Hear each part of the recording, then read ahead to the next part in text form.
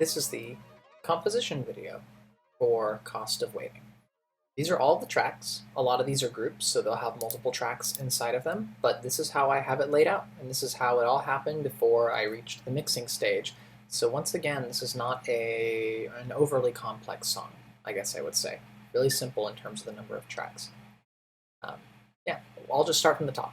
So this SC audio track is my sidechain source, and for the people who don't know or didn't see the video about one another, the sidechain is just a source that allows me to make other audio tracks duck underneath it anytime that it's hitting. It's how you get that pumping effect in a lot of dance music, but even less than using it dramatically, it's just a very practical way of making sure that certain elements aren't conflicting with one another.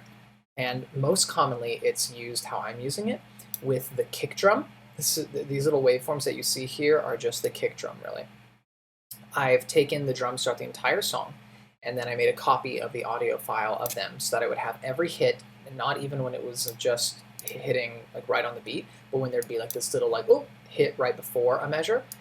And that way, anything that I want to duck underneath the drums to give it room, all I have to do is set up a compressor on it and then make it duck. I'm going to jump ahead to the bass to show you what I mean by that. Here's the actual device here, this compressor, and you can see this button here, this is sidechain. I don't know if that's really small, but as I play this part of the song, you'll see the gain reduction happening on the bass here visually, and then I'll solo it for you later. Actually, here.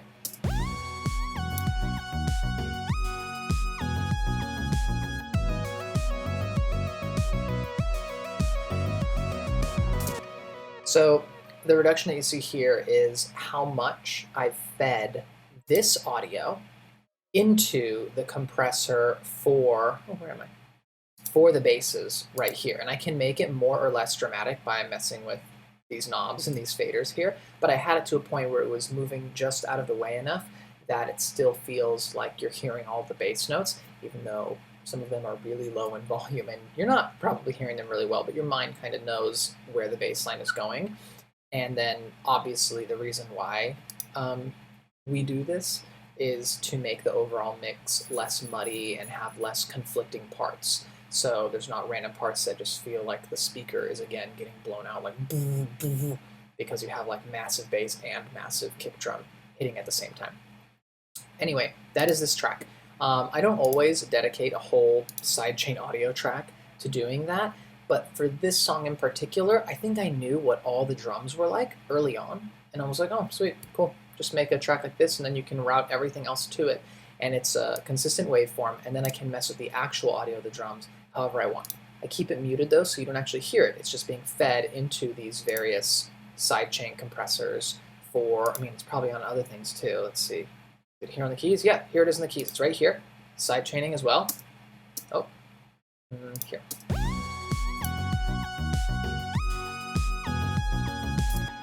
So lots of things get sidechained here, but that's to explain this track. Moving right underneath it, we have percussion. And in the percussion, I guess I didn't call this drums like I have in other tracks. This is an old track too. Should know it's it was made in 2017 and it was completed in May of 2017. Like it was begun and completed in less than a month. I like moved really fast on it because I just wanted to be done with it, and then I wanted to sit on it for a really long time and be like, let's see what happens if I release it years later.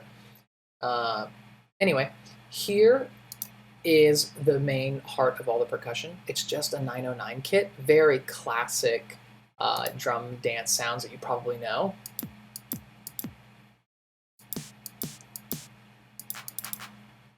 Right. Got a little rim shot here. Oh. Anyway, so this classic 909 kit was something I really wanted to try doing for a whole track rather than building a new drum kit right here like you see with all, samples that I choose one by one for the perfect kick or the perfect snare. I wanted to just use a classic dance kit and then maybe layer some things over it later, or see how far I can get with just EQing the individual elements. So snares are like a big thing for me. Like I really, really love snares. And I always want to make sure that they have the right sound in my mind. Like I'm very picky about them, actually. So this one started out with a different set of default tones here. It probably sounded fine, like a simple snare sample for you guys, but it didn't sound exactly like this. I can A/B a couple of things, though, so that you can see. It was a pitch higher to begin with, so it started out like this, right? It also probably had a lot more low end to it in the beginning, and I took that out because I knew the kick was going to be providing more of that. And then it also has this compressor on it as well. It's just called glue. It was probably a nothing. It makes it louder, obviously, but what it's doing is it's allowing some of the transients, the initial spike when you hit it, to come through a little more obviously. And then this EQ here, let's see if I disable it, what the whole snare actually sounds like. Now back on. So just taking out a little bit of the bottom and boosting the top. I also added an EQ on the entire kit here. So I'm going to close these things so that I can show you what some of these whole kit effects look like on it. Let's solo these drums. Let's listen to this part. Okay, this is without the EQ.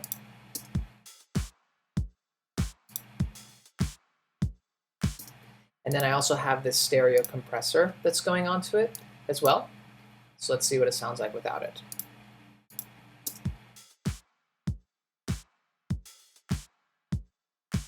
And with it.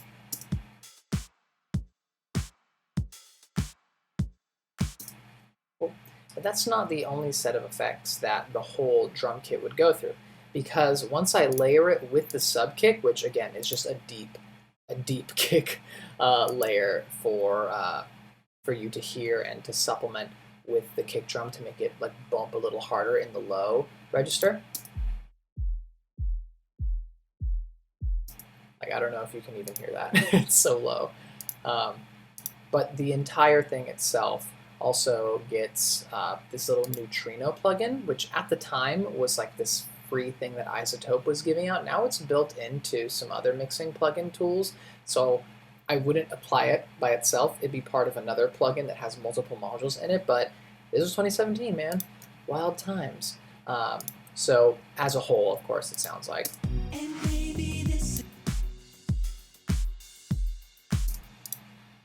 And the way that I knew that it was going to have the drum sound that I wanted at the very, very end was because, as always, I have this quick master sort of preview to make me see what the whole thing would sound like. It makes it a lot louder and it slams and squashes it. This is going to be very loud, so heads up.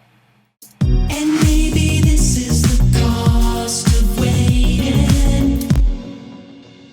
Anyway. We don't need to listen to more of that. That is close to what it sounds like in the end, but obviously it hasn't done the final mixing and it hasn't actually gone into the mastering file. This is just what I do to know what it'll sound like.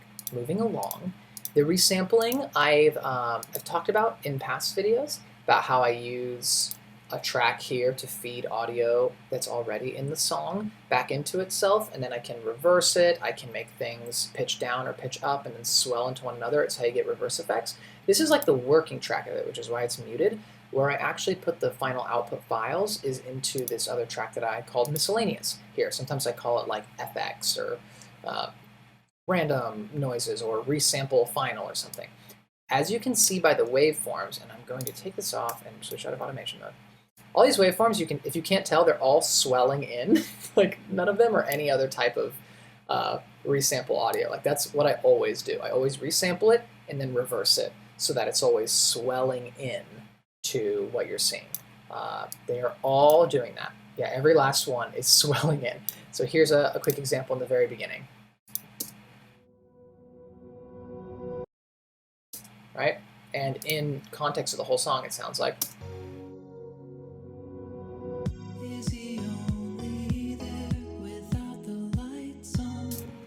It just swells into the part that I was like that it was going to start to sing. So sometimes it's my vocals, a lot of times it's just the instruments.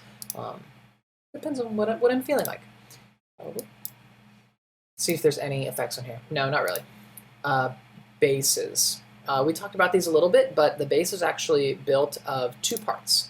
So there is a synthy bass that I use a Minimoog emulation, like the actual synth, the Minimoog, the famous one that you probably recognize if you Google a picture of it. It's a software emulation of it, and then I use a sampled bass guitar. So neither of these are like real physical instruments that I have. They're both sampled, but I layer them on top of one another to get the sound that I want. Let's play the most complex bass section. As you can tell, I actually name these sections like a pre-chorus, complex. This one is loose, simple. Lets me know. I mean, you've got to speak your own language to yourself and not like try and be like, well, this is sequence A, sequence B. Like, no, man, be real with how you're actually talking about it. And this is what it sounds like for just the bass guitar.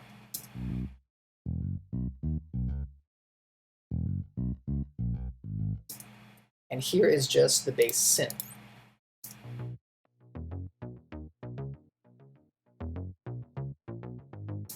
So if you couldn't tell, most of the deep parts of the bass, or most of the depth of the bass, I should say, is coming from the bass guitar sample, not from the bass synth sample. The bass synth sample is giving me the mids and the highs that give it that grit that makes you think, oh, I don't think this is coming from a guitar. This is kind of like a synthy saw wave and like a square wave mixed together coming through. And you can see that right here. This EQ, I have this track frozen just for CPU purposes, as always. And I'm cutting all the way, like almost up to 100 hertz, and a lot of bass, where you get a lot of depth, happens below 100 hertz, even like below 60 hertz. I'm cutting all of that because I don't want it to conflict. If there's going to be deep parts of the song, it's just going to be the kick drum, and it's just going to be one bass track that is like the deep part. In this case, it is the bass guitar. Oh wait, hold on, I have this one. Do I have a sub bass elsewhere? Well, now I'm confused because I have the same EQ. Oh, no. This one is not as far up. Yeah, there we go. So if you can tell, I'm probably stopping this one at like 90, and this one is probably stopping at like 70 or 80, around there, I'd say. And I don't need anything deeper than that because the kick drum is definitely going a lot deeper. And I guess I let it take a priority on this one. And it takes priority anyway every time it hits because of the sidechain compression I talked about in the beginning. So I'm not bothered by that. I was happy with the bass, or else I wouldn't have finalized it like this. What I've done to the synth bass is I've just applied a little sonic maximizer plugin.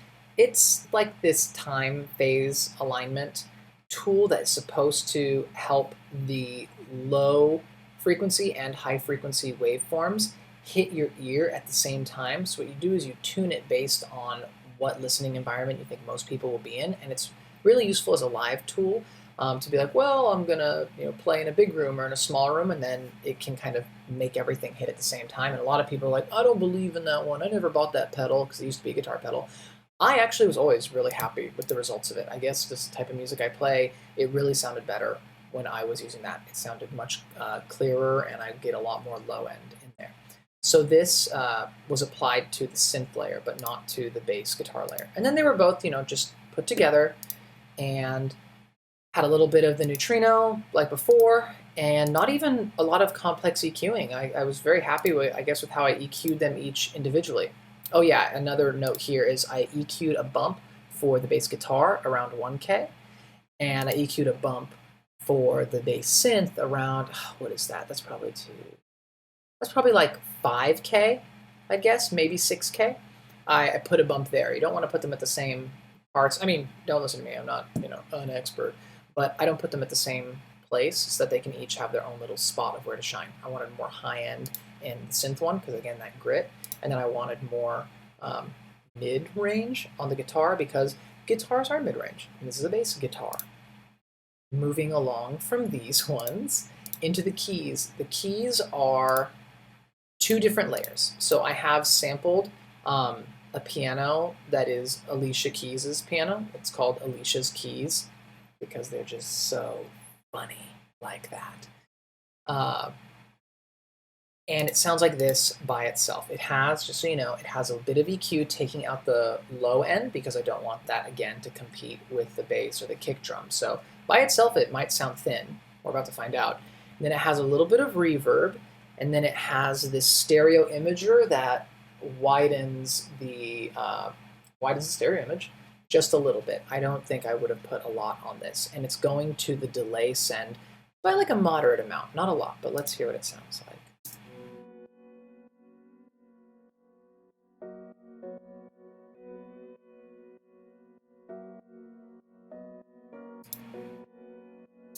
Right? Just piano-y. The other one that was sampled on top of it is this FM piano. Again, like quick history lesson. A lot of FM synthesis became popular, I believe, in the 80s. It's either like early 80s or late 70s. And it allowed you to get some tones that other subtractive analog synths weren't able to achieve. It can do all kinds of stuff, obviously, because it's a very like advanced form of math to begin with. But what people were able to get for the first time is really bell-like tones. So a lot of FM synths that you hear and a lot of FM synth presets are very bell-like, and that can be like useless in some genres. But for this song, I definitely wanted a feeling of those type of electric pianos where it doesn't sound like a real piano that, you know, like someone has in their home. It sounds like an emulation attempt at it, but there's so much music that's made with it that like it has a soft spot in a lot of our hearts. But this is what this one sounds like.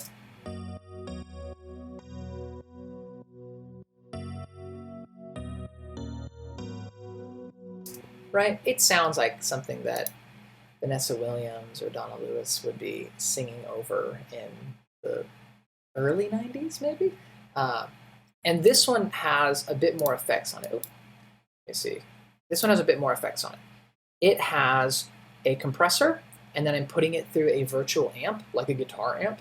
I'm just making sure that it retains like a bit of its low end. Then it's going into an EQ where it's actually only being cut off. Where is that about? That's probably like 80, 90. Yeah, 60 something maybe 70 something or 80 something. It's dipping a little bit at 1K because I knew that the bass would need some space there. And then I'm boosting it up in the highs as well and shelving off the last bit of it because I don't want it to sound really tinny in people's ears. I can go over this in a mixing video too, and I'll like unfreeze these tracks and show you before and afters. But this one is going through a lot of bus effects. If you can see here, these little boxes say like negative 6.3. It's going into the bus, let's see, reverb, the bus delay, and it's going into decapitator. That sounds so brutal, but it's the one that I talked about in the past that's like a distortion effect, where I put it to this tinsel setting. I also did it on this one. I've been doing it for a while. I really like using it. But this one is going to all three of them by moderate amounts on the last two, but to a ton of the reverb. So, hey. And the last thing that's happening with it is I put a little bit of just straightforward compression to make these two piano tracks together kind of gel better. And then I have some EQ, once again, making sure that no really low things get through, because I don't want it to conflict with other stuff. It has a sidechain compressor for the kick to make it duck underneath it. It has a vinyl emulator, which is this guy. I made it, oh, it sound like the 1980s. Nice.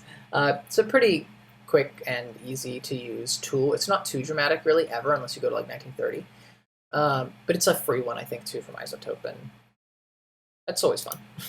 And then the Sonic Maximizer, again, since this isn't frozen, I can show you what it looks like. Very simple interface. It looks just like the guitar pedal, only that it's longer instead of like being more of a square, which is what the guitar pedal was, that I had for years. And then I sold it, but I got a mini version of it. That's why. I still have it. I still believe in this effect, even if other people are like, it's overrated. Like, I like it. And then Neutrino as well. I guess I just put this thing all over this track because it was free and it was new. And I'm like, hey, it's harmless. It can do like a little bit of spectral shaping is what they called it. I didn't fully understand it, but I wanted to see what it would sound like if I just applied it to every track in the song. I was like, why not? So altogether, if I didn't have these effects happening with it, the two keys together would sound more like this.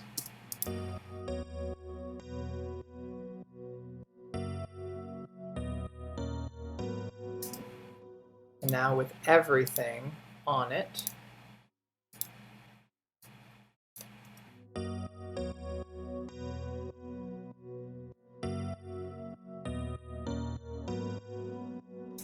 just a little cleaner, just a little bit easier to work with. If you heard that slight pumping in its volume, that was the sidechain compressor. I left it on so that you could hear it and hear what's actually happening. The talkbox. This is actually a talkbox source file. It's not the actual vocals you hear because this is MIDI information, so how on earth would that be vocal notes? It's not a waveform. I'll talk about this when I do the vocal video for you guys. Same thing with the actual talkbox takes. We'll talk about that later. The Minimoog. Let me see. This might be the last one because the rest are all vocals. Cool. So this is the last one that we'll talk about. So the Minimoog only, well, this additional Minimoog comes in for the solo. And this was a solo that was largely inspired by, well, actually, take a guess what it was largely inspired by. It should be pretty obvious, but it's a song that I have been a huge fan of since I was a child. And I wanted to do something like that because I was playing around and then I started to mess with like a bunch of like quick hand movements myself, which is why some of this is not perfectly timed. I was like jamming on the MIDI controller and like using one hand to hit other notes while I held another one down, since it's monophonic, so it always go back to that note, so it makes it sound like I'm doing a lot of arpeggios or hammer-ons and pull-offs very quickly if it were a guitar. Let's listen to it by itself just to jog your memory again.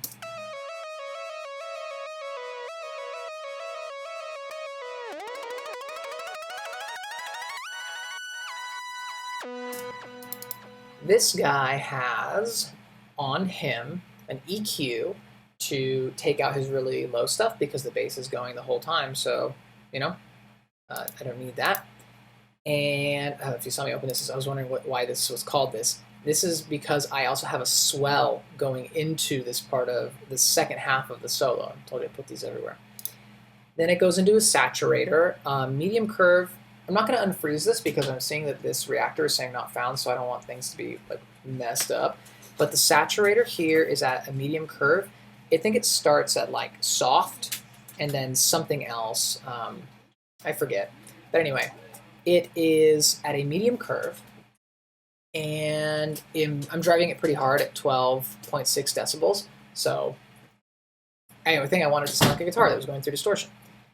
And it's going through the sonic maximizer as well, which I showed you before, that red one that aligns the things. I just think it gives audio that you want to be the focus of something. It gives it a little more focus. And it's going to a good amount of the reverb and the delay that are on the bus sends. And I don't think it's being sidechain compressed at all. Yeah, no, I kind of left it on its own so that it would like get to be the star of the show. Also, in the EQ here, you'll see it's getting a bump at 2K. I don't think there's anything else that's getting a bump around 2K. The vocals might, but there's no vocals happening during the synth solo. So I let it have that kind of frequency range to itself. So big reverb, if you're wondering what things get sent to. I gave myself two options here. I have this one called Large Factory and then this one that is a third-party plugin. Here is what it looks like. And the setting was called Dream Hall, but then as an asterisk, I changed a couple of things on it. It's clearly not what the default is anymore. I couldn't tell you what the default is without like messing this up, so I don't want to. But this is the one I'm using because I soloed it. After that, it is getting sidechain compressed as well, so even the reverb is ducking underneath the kick drums so that you feel like the whole freaking song is pumping. And then it's being EQ'd just to shelve off things under 100, maybe that's like 120, under 120 hertz. I bet you I did the same on the delay. Yes.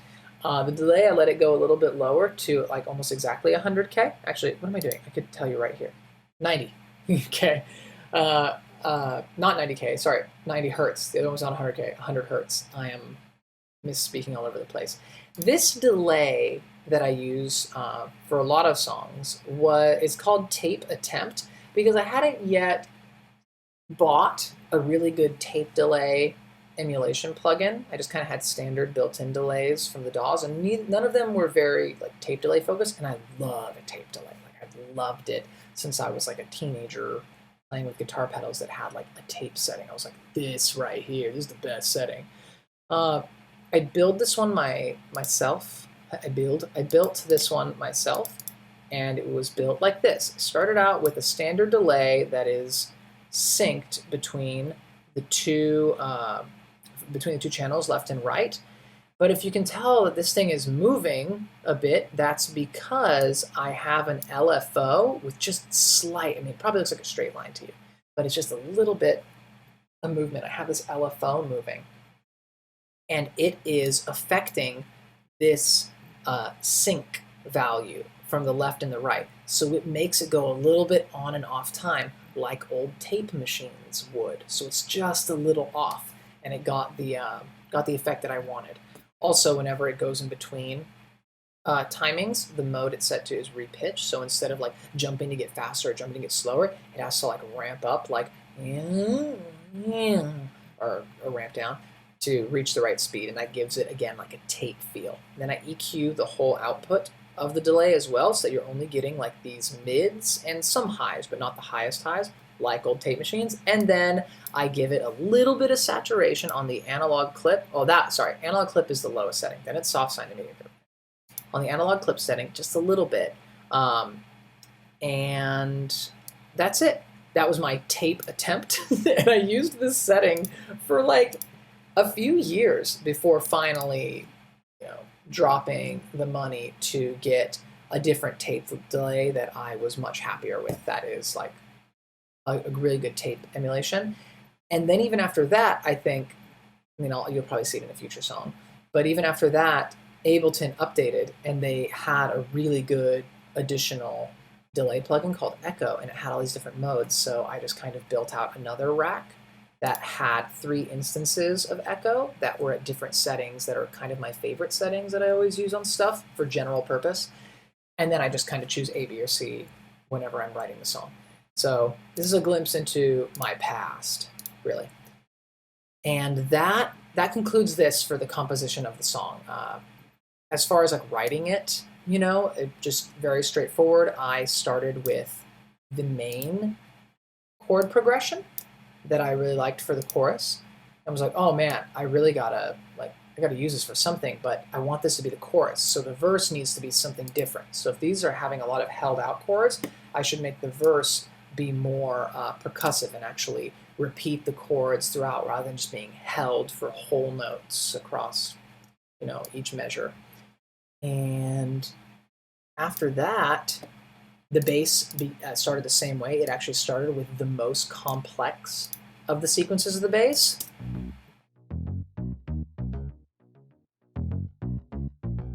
And the other ones that you see called like loose or simple, those ones were just taking the complex file and then stripping away notes here and there.